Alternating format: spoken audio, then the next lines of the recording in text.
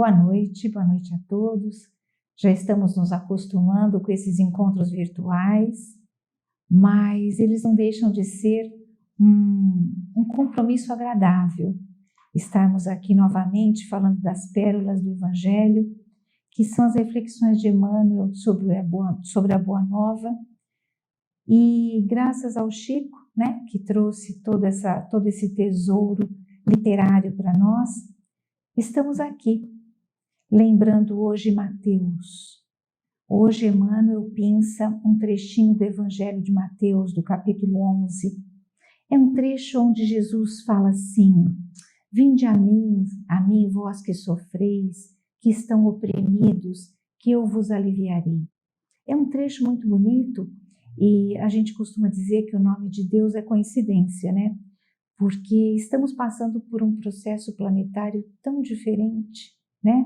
Que está exigindo de todos nós uma reconstrução de atitudes, de pensamentos, de sentimentos e de emoções. E aí vem um planejamento feito há tanto tempo do Pérolas, trazendo lágrimas para nós. Lágrimas é o tema que Emmanuel coloca para a gente na lição 172 do livro Caminho, Verdade e Vida, da coleção Fonte Viva. É através dessa coleção que a gente monta as aulas do Pérolas. Nós fazemos esses encontros do Pérolas do Evangelho às sextas-feiras no Núcleo Espírita Amor e Paz. Então vejam, Emmanuel intitula a lição 172 como lágrimas e lembra o capítulo 11 de Mateus, o finalzinho do capítulo, onde Jesus diz assim: que bom, Pai, que você me permitiu trazer a boa nova aos simples e sofredores. Vinde a mim, vós que sois oprimidos, que estão aflitos e tristes, que eu vos aliviarei. Fazendo uma lembrança forte de que Jesus trazia muita alegria na sua mensagem e chamava para si os sofredores, as pessoas marginalizadas, adoentadas, esquecidas pela sociedade, trazia o conforto naquele verbo de amor, que era o que o Cristo fazia. Reunia, chamava, atraía os sofredores. Porém, Emmanuel nos lembra que ele tinha uma figura de paz e serenidade e uma figura de felicidade, de alegria. Interessante, né? Ele vinha mesmo pela presença física trazer alegria e pela fala trazer consolo. Porém, a gente criou ao longo do tempo essa mania de relacionar os nossos sofrimentos a castigo, a coisas ruins, ao ponto até, inclusive, de nós evitarmos as lágrimas. Já perceberam como a gente sempre segura a lágrima? Quantas vezes a gente segurou o choro nas nossas vidas? Às vezes a gente chega a ter dor na garganta de segurar o choro. Existem algumas falas tão arcaicas de que homem não chora e trazendo um sentido figurativo de fraqueza para quem chora. Talvez numa intenção de trazer a cada um de nós uma fortaleza no sofrer. No entanto, Emmanuel nos lembra que quando Jesus disse: vinde a mim, porque eu vou os aliviar, traz um foco diferente para essa dor. E Emmanuel lembra com muita categoria algumas lágrimas históricas e importantes para que a gente possa aprender essa lição. E lembra, por exemplo, as lágrimas de Maria no Calvário. Lembra as lágrimas de Pedro quando negou Jesus 3 vezes. Lembra as lágrimas de Paulo quando ele ainda era Saulo em Damasco.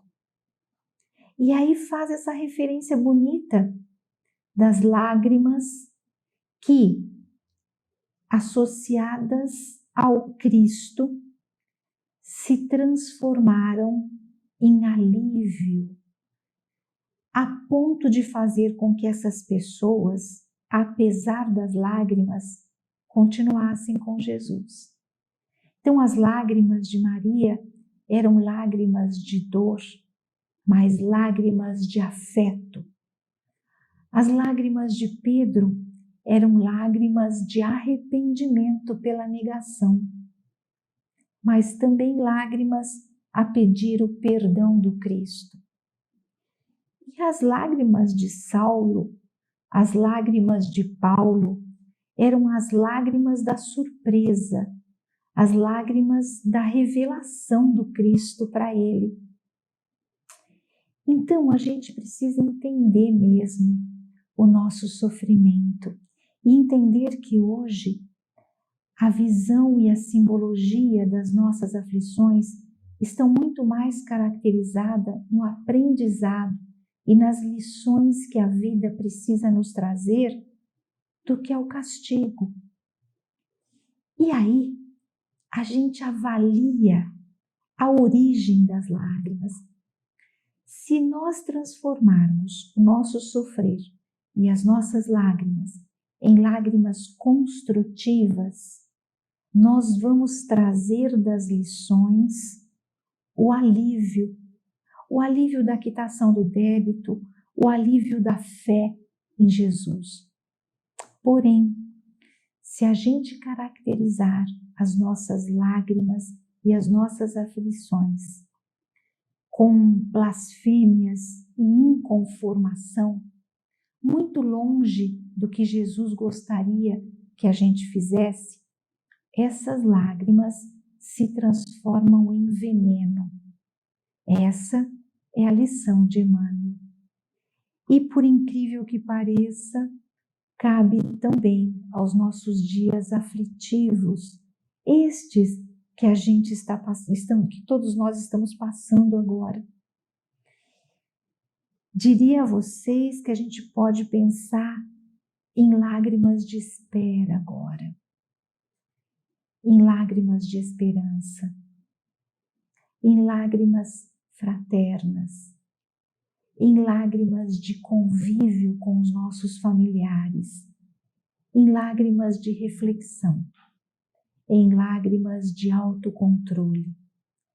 Todas elas perfeitamente possíveis para todos nós, que já temos capacidade para entender que nada é por acaso e que um dia nós vamos entender tudo isso, talvez de uma forma muito melhor do que já estamos entendendo, a maioria de todos nós. Então nós vamos passar a aula, das lágrimas do Pérolas do Evangelho desta sexta-feira. Então estamos lá. Vinde a mim todos os que estáis cansados e oprimidos, e eu vos aliviarei. Jesus disse isso aos discípulos, está em Mateus, no capítulo 11. Ninguém como Cristo espalhou na terra tanta alegria e fortaleza de ânimo. Reconhecendo isso, muitos discípulos amontoam argumentos contra a lágrima e abominam as expressões de sofrimento. Verdade, né? É o que a gente tinha dito já. Muitas pessoas engolem a lágrima, seguram a lágrima, que é uma expressão forte das nossas emoções. A gente também chora de alegria, mas a maioria das vezes, no passar das nossas vidas encarnados, brotam em todos nós muito mais lágrimas de sofrimento do que lágrimas de alegria. O paraíso já estaria na terra se ninguém tivesse razões para chorar. Considerando assim, Jesus, que era o mestre da confiança e do otimismo, chamava ao seu coração todos os que estivessem cansados e oprimidos sob o peso de desenganos terrestres. A gente nota bem a diferença do sofrer e do chorar de uma pessoa com fé, de uma pessoa forte em Cristo e de uma pessoa que não acredita em nada, de uma pessoa isolada e solitária na sua dor. O alívio que Jesus prometeu há tantos anos atrás é real e está presente na fé que todos nós construímos junto a Ele. Não amaldiçoou os tristes, convocou-os à consolação. Realmente, né? Jesus estava sempre ao lado dos doentes, dos sofredores, estava sempre abraçando, reunindo as crianças, abençoando-as. Interessante. Era uma egrégora especial. Muita gente acredita na lágrima como sintoma de fraqueza espiritual. No entanto, Maria soluçou no Calvário. Pedro lastimou-se depois da negação e Paulo mergulhou-se em pranto às portas de Damasco.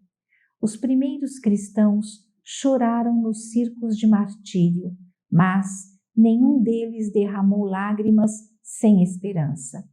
Prantearam e seguiram o caminho do Senhor. Sofreram e anunciaram a boa nova da redenção. Padeceram e morreram leais na confiança suprema. Então a gente não precisa segurar as lágrimas, conter o choro.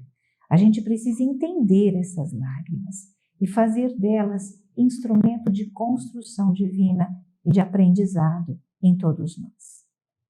O cansaço experimentado por amor ao Cristo converte-se em fortaleza. As cadeias levadas ao seu olhar magnânimo transformam-se em laços divinos de salvação. Que lindo isso, né? Caracterizam-se as lágrimas através de origens específicas. Quando nascem da dor sincera e construtiva, são filtros de redenção e vida. No entanto, se procedem do desespero, são venenos mortais. Está aí o encerramento do Pérolas de hoje, lembrando o que acontece conosco muitas vezes, quando a gente diz assim, nossa, sabe, depois que eu chorei, eu me senti tão aliviado. E quando às vezes a gente, sem saber porquê, aconselha alguém a chorar. A gente diz assim, chora que vai fazer bem, deixa sua emoção fluir. Isso é um estado de redenção. Hoje, Emmanuel nos explica claramente por que muitas vezes a gente toma essas atitudes mesmo sem saber porquê. Está lá, as lágrimas construtivas são filtros de redenção e de vida. Elas nos aliviam. Mas se as lágrimas vêm do desespero e do não entendimento, elas são venenos mortais. Elas só ajudam a nos destruir. Está aí uma lição belíssima, que está num trechinho pequeno do Evangelho de Mateus, mas que se aprofunda nas nossas vidas, nos nossos corações, nas nossas mentes, e que precisa ser assim, para que a gente entenda devagarinho a profundidade de cada palavra que Jesus nos deixou e passe cada vez mais a ler toda essa maravilha do Evangelho de uma maneira diferente, sem pressa, com calma, a se aprofundar nessas palavras, porque são elas que muitas vezes nos aliviam do desespero. Muito obrigada pela atenção de todos. Uma linda noite a vocês, um ótimo final de semana. Que assim seja.